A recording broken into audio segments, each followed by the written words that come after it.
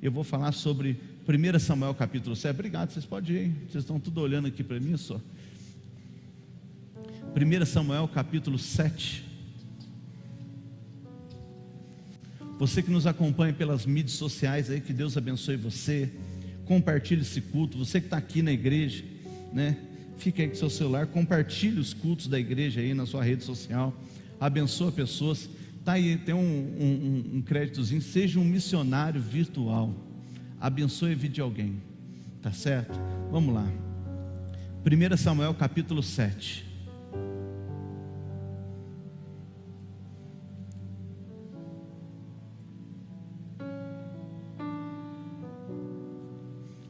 Você está bem? Todo mundo está quieto. O pessoal fica com medo de mim, mas eu não fiz nada para ninguém aqui hoje. Hoje de manhã eu vim tranquilo aqui. Quem encheu o cu de manhã? Alguém encheu o cu de manhã? Nossa. Tá bom, né? 5. O que você está fazendo de manhã, domingo de manhã? Dormindo, né? Vocês estavam arrebatados até o 5º céu, né? Tá vendo? Enquanto a gente está ralando aqui, orando, a turma está arrebatada dormindo, né? Vamos lá. 1 Samuel capítulo 7, versículo 12. Então tomou Samuel uma pedra e a pôs entre Mispa e Sem, e chamou o nome dela Ebenezer, e disse: até aqui o Senhor nos ajudou. Feche os seus olhos. Pai, obrigado nessa noite pela tua palavra. Obrigado por tudo que o Senhor tem proporcionado a nós aqui. Obrigado, Pai, pelas pessoas que o Senhor tem nos dado. Verdadeiramente tu és bom. Eu quero celebrar esse momento diante do Senhor. Nenhuma adversidade, nenhuma luta vai nos parar. Nós vamos avançar.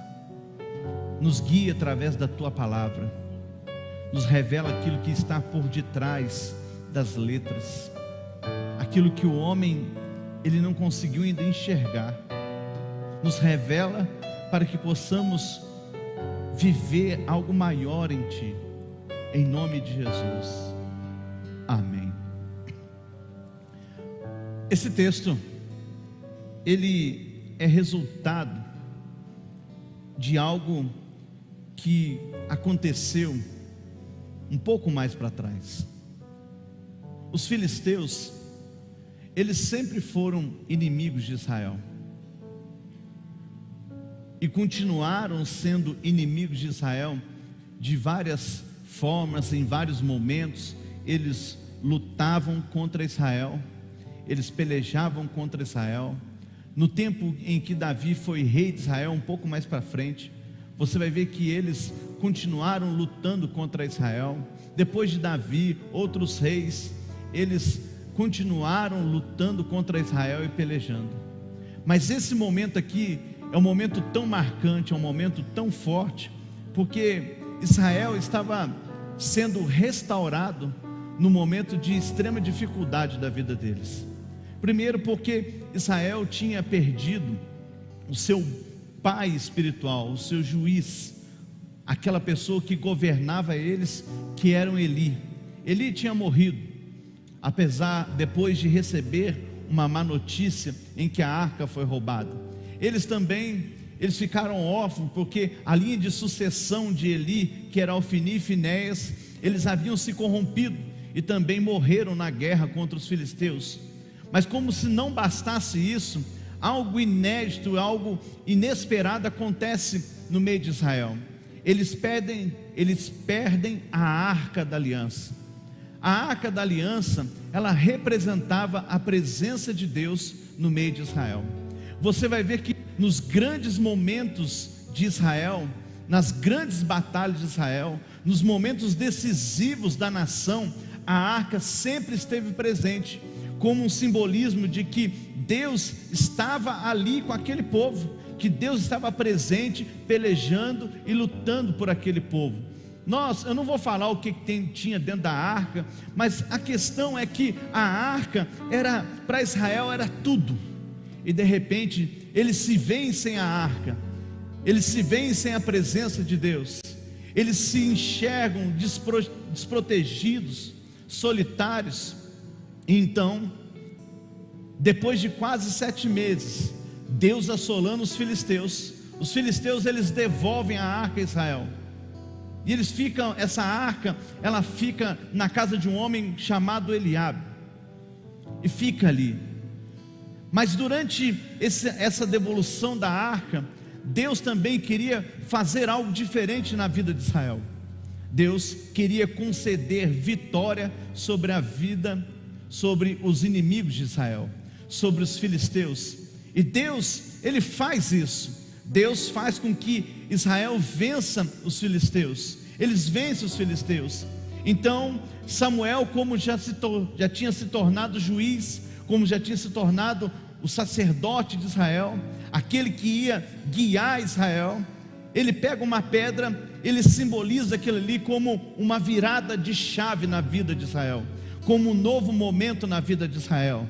Aquilo simbolizava que, olha, tudo que passou ficou para trás. Agora é um novo tempo, agora é um novo momento na nossa vida, é uma nova oportunidade que o Senhor está nos dando para nós avançarmos na nossa vida, para nós construirmos novas coisas na nossa vida, para nós vivermos e contarmos novos caminhos, novas histórias, uma série de coisas. Eles tinham a oportunidade de fazer, mas o que acontece aqui é que realmente Deus faz tudo, mas existia algo depois disso. E eu fiquei um pouco com esse texto no meu coração, porque as pessoas hoje, elas estão preparadas para vencer batalhas, elas até vencem batalhas, elas até rompem limites antigos, elas até se tornam pessoas bem-sucedidas, mas depois de uma grande conquista, muitas e muitas vezes elas param a sua vida. Depois de algo que dá certo na vida delas, ao invés delas darem continuidade à vida delas, elas param naquilo, elas permanecem naquilo, e elas caem numa armadilha muito grande, que é a mesmice, que é a falta de novidade, que é a rotina espiritual, que acaba cada um de nós caindo de repente. Deus, Ele não quer que você viva rotinas na sua vida. Deus não quer que você viva somente de um momento na sua vida. Deus não quer que você fique preso somente em uma conquista na sua vida. Você precisa ter uma perspectiva diferente do que está acontecendo na sua vida. Tudo bem, você venceu, tudo bem, as coisas aconteceram na sua vida, tudo bem, você está feliz, mas e agora? O que vem para frente? Aonde você quer chegar? Qual é o objetivo que você tem? O que é que você quer? Aonde você precisa chegar? O que é que você precisa consolidar na sua vida? O que é que precisa ser estabelecido na sua vida? O que é que precisa ser firmado na sua vida a partir do que está acontecendo agora na sua vida? Você não pode permitir que a sua vida fique parada em momentos.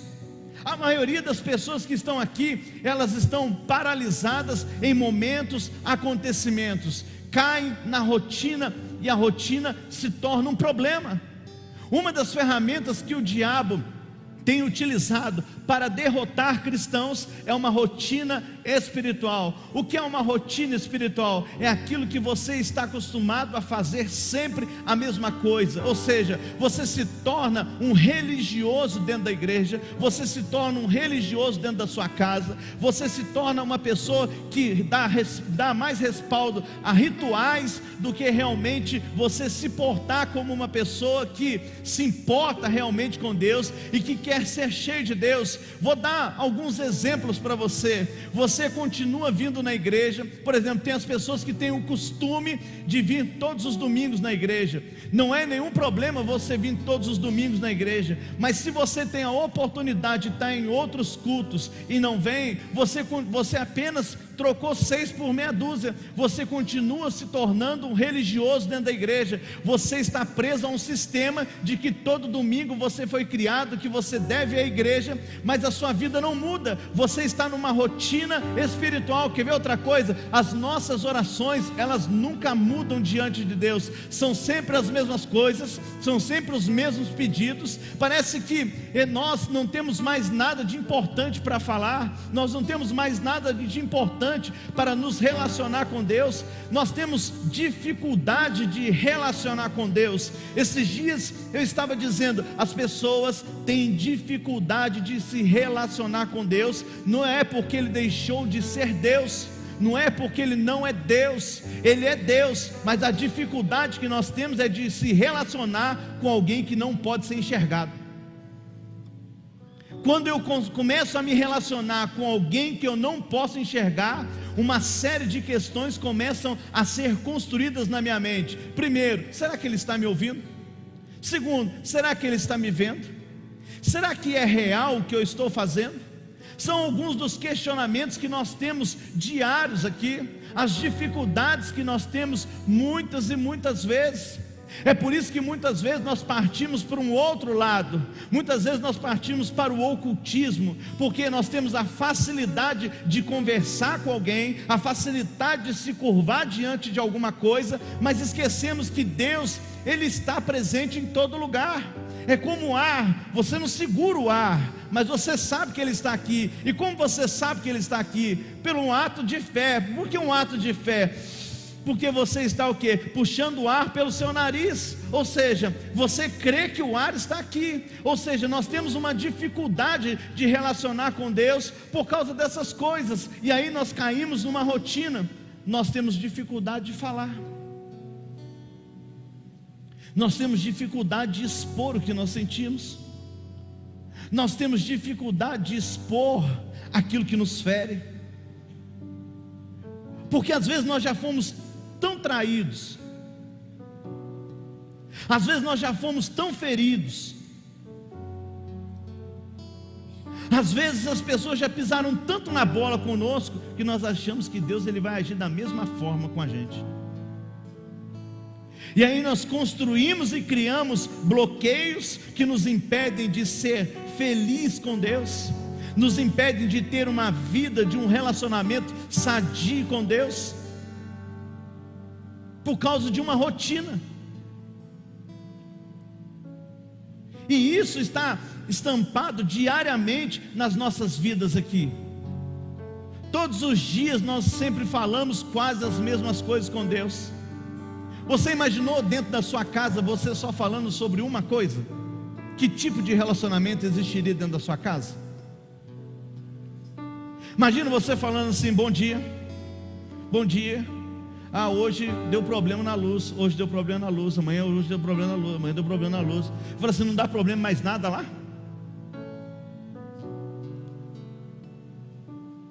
O problema é você transportar, pegar isso e transferir isso para o seu relacionamento com Deus e construir algo diferente.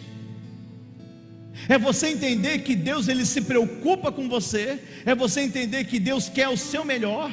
Você precisa entender que apesar da onisciência de Deus, que Ele sabe todas as coisas, Ele quer se relacionar com você, Ele quer conversar com você, Ele quer ouvir você, mas Ele quer ministrar o seu coração, Ele quer curar você, Ele quer estabelecer novos fundamentos na sua vida, Ele quer estabelecer coisas novas sobre você, Ele quer mudar a sua história através de relacionamento. Então nós não podemos permitir que a nossa vida ela caia numa rotina. Você precisa entender que além do momento que você está vivendo, existe um outro horizonte, existe uma nova oportunidade, existe algo que pode ser desbravado na sua vida. Mas você precisa acreditar. Você não pode deixar que situações, condições determine aquilo que Deus tem para você. Deus hoje, em primeiro lugar, Ele quer despertar em você uma visão de um futuro diferente. Você venceu, está tudo bem, maravilha, glória a Deus, mas Deus tem um bom futuro para você.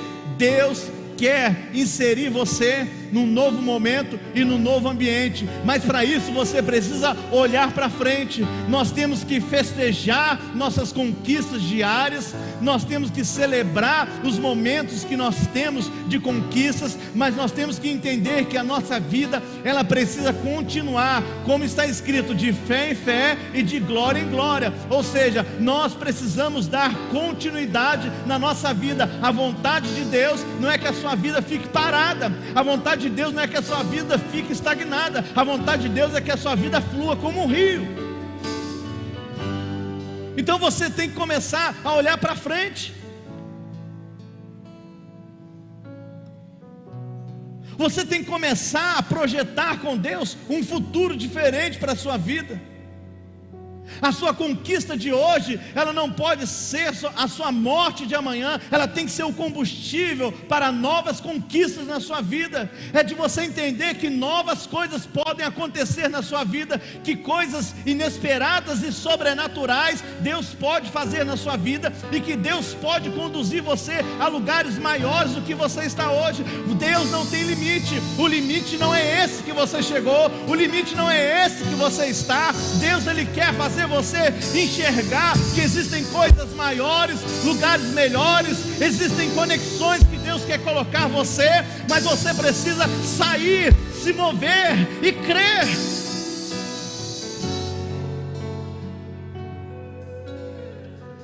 Como é difícil às vezes.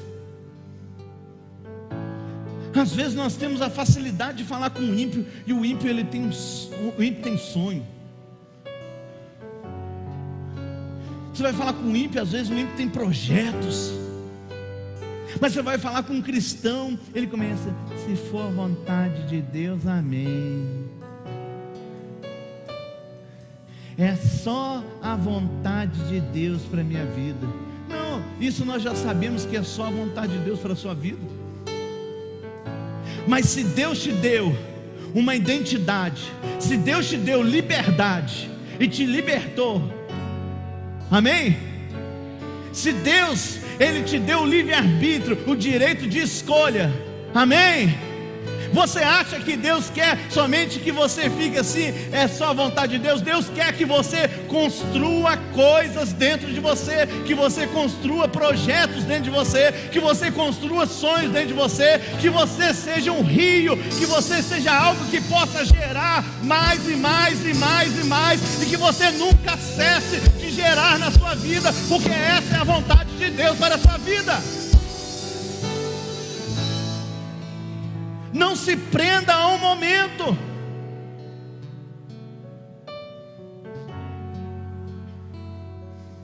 Então tenha uma visão de um futuro. Talvez a segunda coisa aqui que nós vamos entender é que novas conquistas, aliás, que conquistas, elas só vão nos levar a novas conquistas através de mudanças profundas nas nossas raízes. Como é que é? Você só vai receber a capacidade de gerar coisas maiores sendo trabalhado dentro da sua raiz, lá na sua raiz.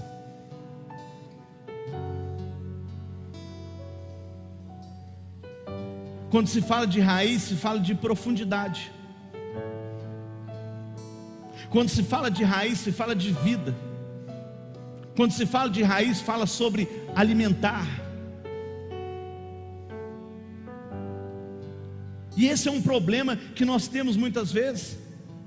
Nós esquecemos que uma raiz forte faz uma árvore forte, uma raiz profunda faz uma árvore capaz de suportar tempestades, uma raiz que é superficial, ela gera pouco, e os frutos que ela gera muitas vezes apodrecem antes do tempo. Uma raiz superficial, ela é arrancada facilmente, ela não tem resistência, ela não consegue ir além, ela não consegue crescer como ela deve crescer, ela não consegue florescer como ela consegue, como ela tem que florescer. Então nós temos que começar a entender que algumas coisas precisam mudar. Nós precisamos trabalhar dentro primeiro, para depois sair para fora.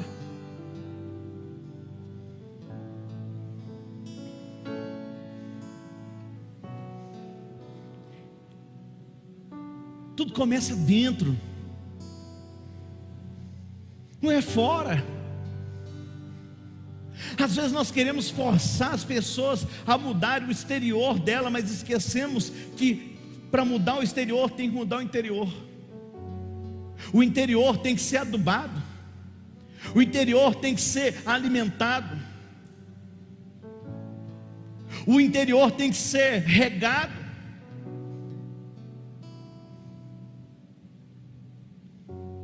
E às vezes nós estamos tão preocupados com o externo, e nós esquecemos do principal, é o que está lá.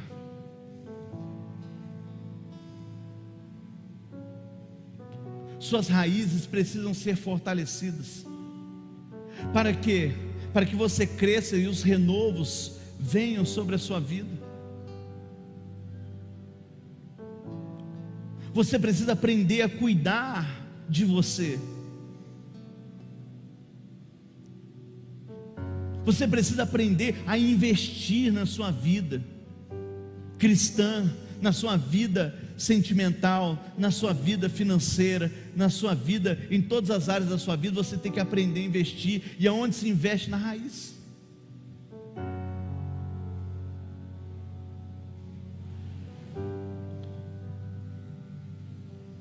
E eu pergunto para você, como está a sua raiz? Você tem regado a sua raiz? Você tem alimentado a sua raiz? Com que você tem alimentado a sua raiz?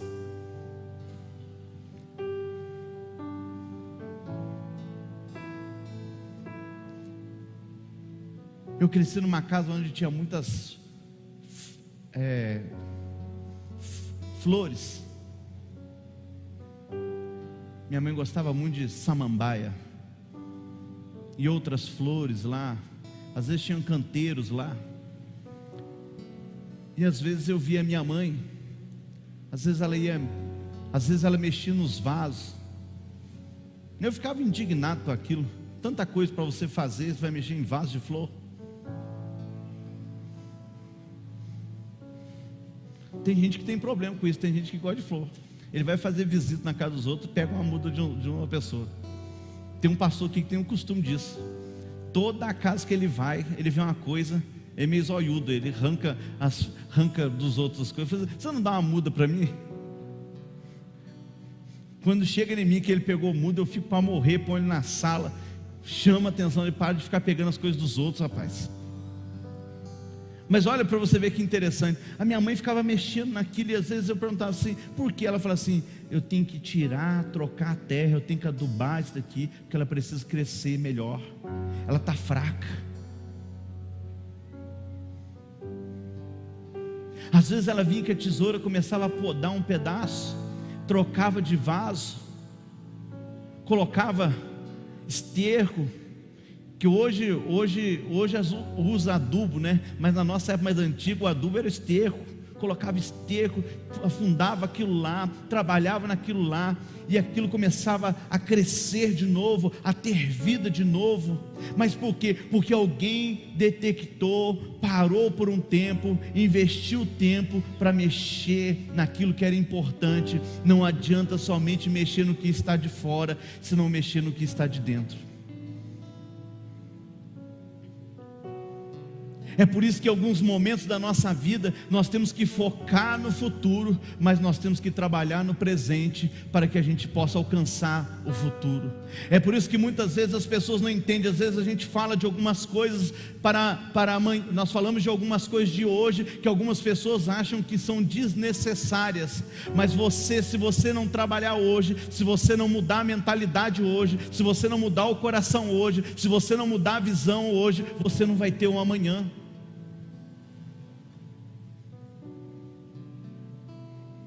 Samuel estava dizendo: nós chegamos até aqui o Senhor nos ajudou, glória a Deus por isso, mas nós temos que dar prosseguimento na nossa vida, nós temos que avançar na nossa vida, as coisas precisam funcionar na nossa vida, e está funcionando na sua vida? Você tem que cuidar da sua raiz.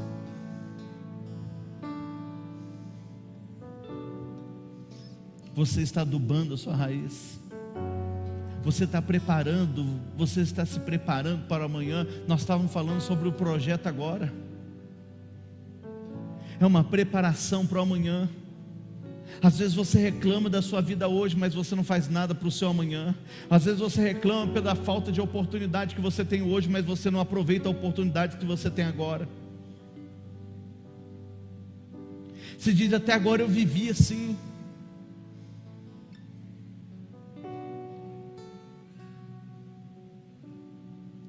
Mas agora, como é que vai ser?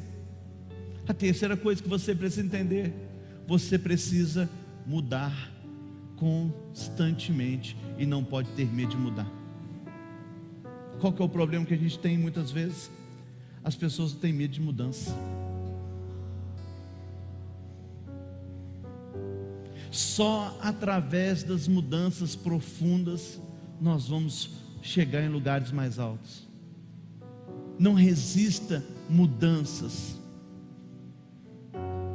É tão interessante isso, porque às vezes isso acontece no nosso dia a dia, no trabalho nosso.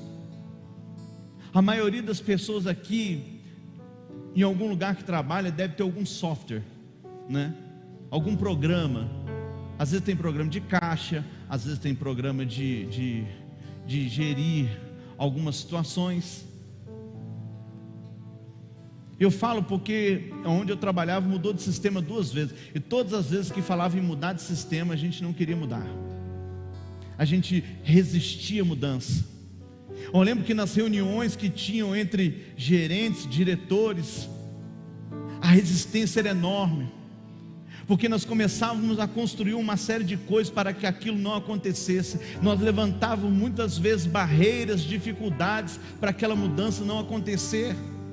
Só que muitas vezes pessoas gastavam tempo, energia naquilo, para aquilo acontecer, e aquilo iria acontecer de qualquer forma, acontecia, e depois que aquilo acontecia, sabe o que acontece? Com o passar dos dias, nós começávamos a perceber que a nossa vida, a nossa rotina do dia a dia, ela se tornava mais leve e mais fácil. Mas por quê? Porque houve mudanças que foram necessárias. Alguém enxergou que era necessário mudar, alguém investiu para mudar, alguém lutou para mudar, alguém quebrou a resistência para mudar e mudou. Só que a mudança não favoreceu somente aquela pessoa, mudou também, favoreceu as pessoas que estavam ao redor dela. E é por isso que nós temos que entender que quando eu mudo, as coisas ao meu redor mudam. Quando eu mudo, o ambiente que eu estou começa a mudar. Quando eu mudo, a minha visão começa a ser transformada. Coisas que eu enxergava que eram impossíveis para mim, se tornam possíveis. Coisas que eu tinha dificuldade de lidar, eu passo a aprender a lidar, a suportar e a vencer aquilo. Ou seja, eu preciso estar disposto a mudar. Você está disposto a mudar algumas coisas na sua vida para que você seja mais feliz? Você está disposto a mudar algumas coisas na sua vida para que ela aconteça? Ou você simplesmente quer continuar construindo resistências para que a sua vida não mude? Você está bem aonde você está bom da forma que você está, mas eu quero dizer para você uma coisa: nada é para sempre. Como é que é? Nada é para sempre. O que não cresce, a tendência é morrer. O que não evolui, morre.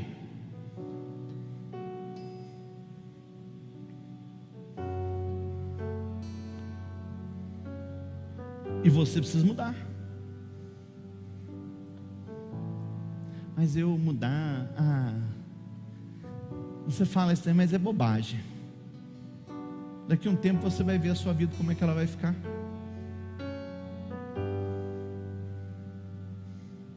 A maioria dos problemas que se apresentam diariamente aqui na igreja, nos atendimentos, não está relacionado a fator espiritual, está relacionado ao desejo de mudança.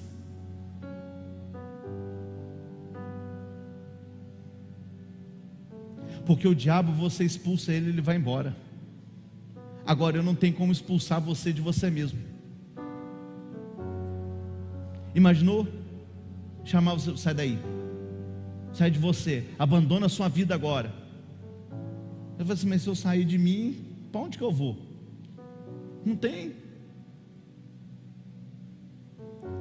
A maior dificuldade são os pastores que atendem aí, dizer para a pessoa e fazer a pessoa entender que é necessário mudar. As mudanças são necessárias. Às vezes nós não queremos mudar, porque mudar dói. Mudar muitas vezes vai confrontar o sistema de vida que você tem. Mudar vai confrontar o caráter que você tem. Mudar vai confrontar o que está dentro do seu coração. Mudar muitas vezes vai levar você a quebrar orgulho que você carrega dentro de você, que você acha que você não precisa de ninguém. Mudar vai levar você a extremos que você pensa não viver. Mudar muitas vezes vai conduzir você a lugares secos, a vales, a dificuldades, mas vai transformar você, fortalecer você e fazer você se tornar uma pessoa melhor.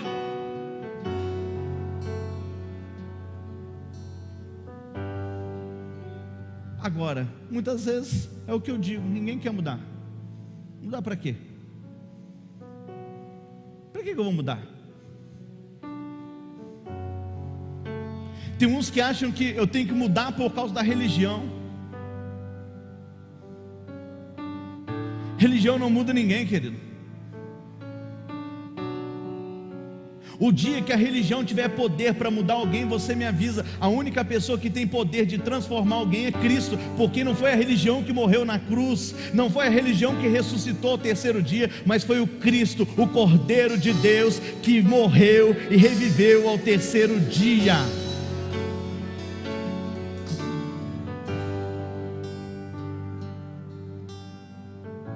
Nós temos que focar nisso, abrir o nosso coração e aceitar a mudança. Imagine o seguinte, olha para você ver como a paralisia atrofia a nossa vida.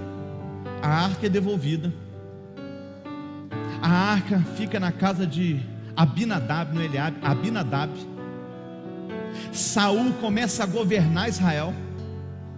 Saul morre e não vai buscar a arca. Sabe quantos anos? A Bíblia diz assim, mais ou menos 20 anos. Se alguém que quer crescer, se alguém que tem visão de Deus, se alguém que quer chegar em algum lugar, ele tem que focar o quê? Em Deus. O que ele tinha que fazer? A primeira coisa quando ele assumiu o reinado? Vamos buscar a arca e vamos trazer para Siló. Mas ele não quis. Deixa a arca lá. Vai dar muito trabalho trazer a arca. Penso eu, estou conjecturando aqui. Vai dar muito trabalho mexer com esse negócio. Vamos fazer outra coisa, vamos continuar aqui. Vamos lutar contra os filisteus de novo. Vamos vencer de novo. Deus está com a gente. Eu sei que Deus está com a gente. Eu sou rei agora, eu sou poderoso agora. Quem manda agora em Israel sou eu. Mas olha, vamos deixar do jeito que estão as coisas. Olha o pensamento atrofiado que não aceita mudanças. Ele já sabia o que tinha acontecido, ele tinha informação do que havia acontecido, ele sabia que os filisteus já haviam roubado a arca, ele sabia que Deus tinha feito devolver a arca, mas o coração dele não se movia para a mudança, o coração dele não se queimava para Deus. E às vezes o que está acontecendo aqui é isso, você está vivendo uma atrofia espiritual, o seu coração não queima mais, e é por isso que você não tem vontade de mudar, o seu coração não tem desejo mais de buscar a Deus, ser cheio de Deus, porque uma hora o tempo passou, outra hora você está velho, outra hora você está cansado, outra hora você tem outro objetivo, outra hora você tem que ganhar dinheiro, outra hora você tem que trabalhar não sei na onde, outra hora você tem que estudar. Tudo isso é importante, mas se você não tiver Deus, de nada adianta você buscar tudo isso. Não é isso que Jesus disse no Evangelho de Mateus? Buscai primeiro o reino de Deus, e as demais coisas vos serão acrescentadas.